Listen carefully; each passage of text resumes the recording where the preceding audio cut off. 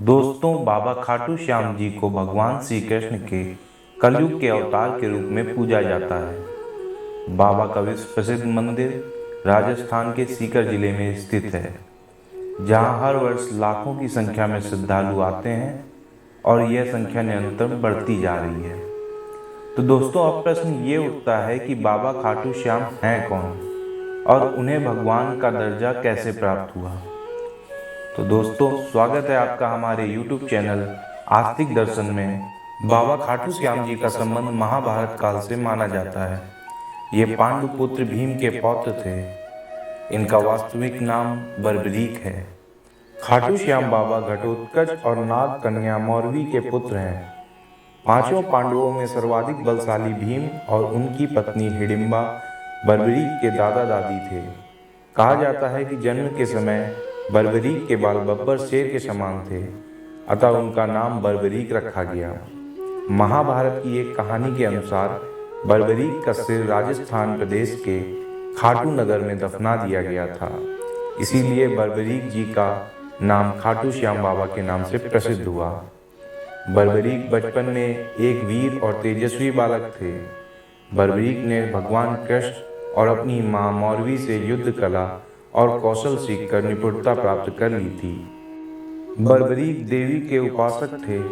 देवी के वरदान से उन्हें 3 दिव्य बाण प्राप्त हुए थे, जो अपने लक्ष्य को भेद कर वापस लौट आते थे। इनकी वजह से बर्बरीक अजय हो गए थे। भगवान अग्निदेव ने बर्बरीक को एक दिव्य धनुष दिया था, जिससे वो तीनों लोकों पर विजय प्राप्त करने में समर्थ थे। जब कौरवों और पांडवों का युद्ध होने की सूचना बर्बरीक को मिली, तो उन्होंने भी युद्ध में भाग लेने का निर्णय लिया। बर्बरीक ने अपनी मां का आशीर्वाद लिया और युद्ध में हारते हुए पक्ष का साथ देने का वचन देकर निकल पड़े। जब बर्बरीक जा रहे थे, तो उन्हें मार्ग में एक ब्राह्मण मिला।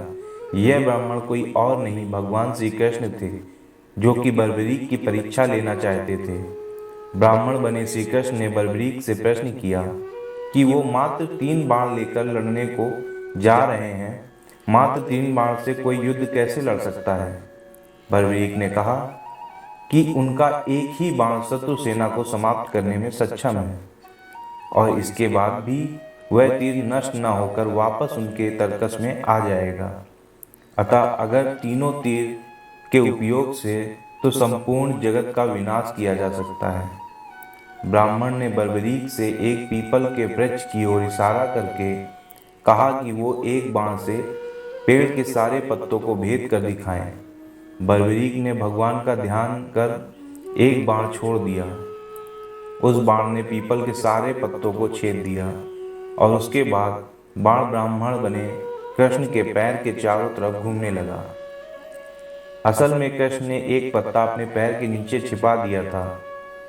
बर्बरीक समझ गए कि तीर उसी पत्ते को भेदने के लिए ब्राह्मण के पैर के चक्कर लगा रहा है। बर्बरीक बोले, हे ब्राह्मण, अपना पैर हटा लो, नहीं तो ये आपके पैर को भेद देगा। श्री कृष्ण बर्बरीक के पराक्रम से प्रसन्न हुए। उन्होंने पूछा कि बर्बरीक किस पक्ष की तरफ से युद्ध करेंगे। बर्बरीक बोले कि उन्होंने लड़ने के लिए कोई पक्ष निर्धारित नहीं किया है, वो तो बस अपने वचन अनुसार हारे हुए पक्ष की ओर से लड़ेंगे। श्री कृष्ण ने ये सुनकर विचार मग्न हो गए, क्योंकि बर्बरीक के इस वचन के बारे में कौरव जानते थे। कौरवों ने योजना बनाई थी कि युद्ध के पहले दिन वो कम सेना के साथ युद्ध करेंगे। इससे कौरव युद्ध में हारने लगेंगे, जिसके कारण बर्बरीक कौरवों की तरफ से लड़ने आ जाएंगे। अगर बर्बरीक कौरवों की तरफ से लड़ेंगे तो उनके चमत्कारी बाण पांडवों का नाश कर देंगे। कौरवों की योजना विफल करने के लिए ब्राह्मण बने कृष्ण ने बर्बरीक से एक दान देने का वचन मांगा। बर्बरीक ने दान देने का वचन दे दिया। अब ब्राह्मण ने बर्बरीक से कहा कि उसे दान में बर्बरीक का सर चाहिए। इस अनोखे दान की मांग सुनकर बर्बरीक आश्चर्यचकित हुए और समझ गए कि यह ब्राह्मण कोई सामान्य व्यक्ति नहीं है। बर्बरीक ने प्रार्थना की वो दिए गए वचन अनुसार अपने शीश का दान अवश्य करेंगे, लेकिन पहले ब्राह्मण देव अपने वास्तविक रूप में प्रकट हों। भगवान कृष्ण अपने असली रूप में प्रकट हुए। बर्बरीक बोले कि हे देव, मैं अपना शीश देने के लिए वचनबद्ध हूँ, लेकिन मेरी युद्ध अपनी आँखों से देखने की इच्छा है। श्री कृष्ण बर्बरीक के वचनबद्धता से प्रसन्न होकर उसकी इच्छा पूरी करने का आशीर्वाद देते हैं। बर्बरीक ने अपना शीश काटकर कृष्ण को दे दिया।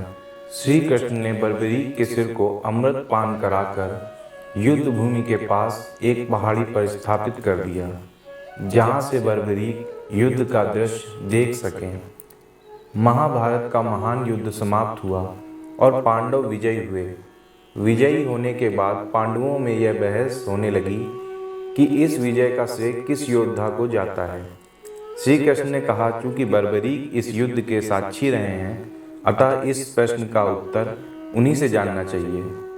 तब परमवीर बर्बरीक ने कहा कि इस युद्ध की विजय का श्रेय एकमात्र श्री कृष्ण को जाता है, क्योंकि यह सब कुछ श्री कृष्ण की उत्कृष्ट युद्ध नीति के कारण ही संभव हुआ है। विजय के पीछे सब कुछ श्री कृष्ण की ही माया थी। बर्बरीक के शीश ने बताया कि युद्ध में श्री कृष्ण का सुदर्शन चक्र चल रहा था, जिससे कटे हुए वृक्ष की तरह योद्धा रणभूमि में गिर रहे थे। द्रौपदी महाकाली के रूप में रक्तपान कर रही थीं। बर्बरीक के इस सत्य वचन से देवताओं ने बर्बरीक पर पुष्पों की वर्षा की और उनके गुणगान गाने लगे। श्री कृष्ण वीर बर्बरीक की महानता से अति प्रसन्न हुए और उन्होंने कहा, हे वीर बर्बरीक, आप महान हैं। मेरे आशीर्वाद स्वरूप आज से आप मेरे नाम श्याम से प्रसिद्ध हो जाओगे। कलयुग में आप कृष्ण अवतार रूप में पूजे जाएंगे और अपने भक्तों के मनोरथ पूर्ण करेंगे। भगवान श्री कृष्ण का वचन सिद्ध हुआ और आज हम देखते हैं कि भगवान श्री खाटू श्याम बाबा जी अपने भक्तों पर निरंतर अपनी कृपा बनाए रखते हैं। बाबा श्याम अपने वचन अनुसार हारे का सहारा बनते हैं। इसीलिए जो सारी दुनिया से हार जाता है, सताया जाता है, वो अगर सच्चे मन से बाबा श्याम के नामों का जप स्मरण करे तो उसका कल्याण अवश्य होता है। दोस्तों, आशा करते हैं कि आपको बाबा खाटू श्याम की कहानी पसंद आई होगी। जय श्री श्याम।